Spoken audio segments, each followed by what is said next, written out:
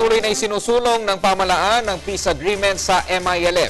Tiwalang Malacanang na magpapatuloy ang naturang usapin sa gitna ng banta ng breakaway group na BIFF.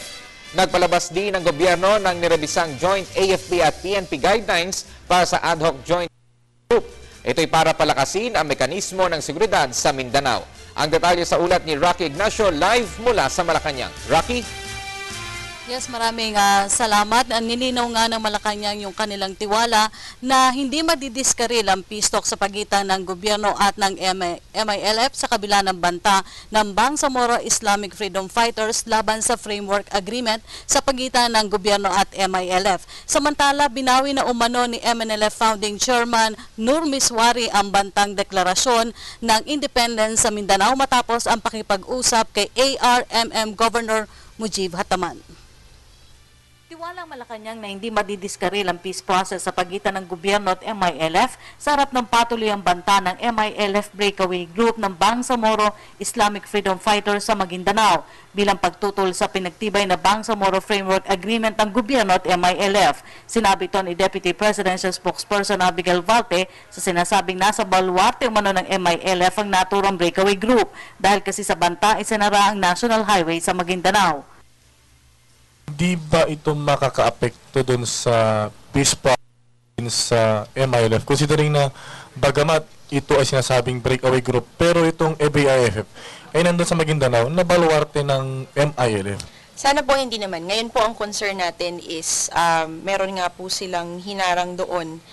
The information I have, it's in Datu Piang, kung tama po yung binigay po sa akin. At ang sabi po ng AFP ay nagko-conduct na po sila. The commuters have been asked to avoid that particular highway. Ngunit alam kong mahirap dahil it is the main highway po in that area. But we cannot risk their safety. So the commuters have been put on hold. Ngunit ina-assure naman po natin yung mga tao doon that the operations are continuing to make the highway passable at the soonest possible time.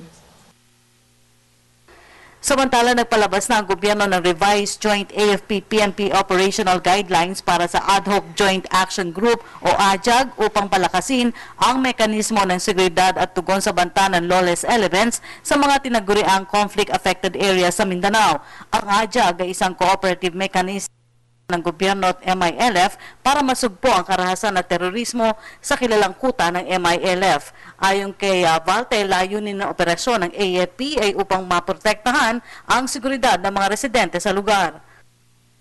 Sa mga engkwentro po, marami na pong mga na either nahuhuli or nababawasan po yung kanilang puwersa. Yung sa side naman po natin, ang importante sa AFP is yung pagprotekta doon sa mga civilian po nating nadadamay sa kanilang mga ginagawa. Samantala, kinumpirma naman ni Valte ang pag-uusap ni na ARMM Governor Mujib Hataman at MNLF Founding Chairman Nur Miswari. Kaugnay na rin ito ng nauna ng banta ni Miswari ng pagbuo ng Independence Republic kapag ibinasura ang 1996 Peace Agreement upang bigyan daan ang pagbuo ng bagong Bangsamoro. Yung isa pong gusto ko lang din banggitin, nagpa-interview po si Governor Hataman kanina at parang meron na po yatang, nakapag-usap po yata sila ni Chairman Miswari at nagkaroon daw po ng,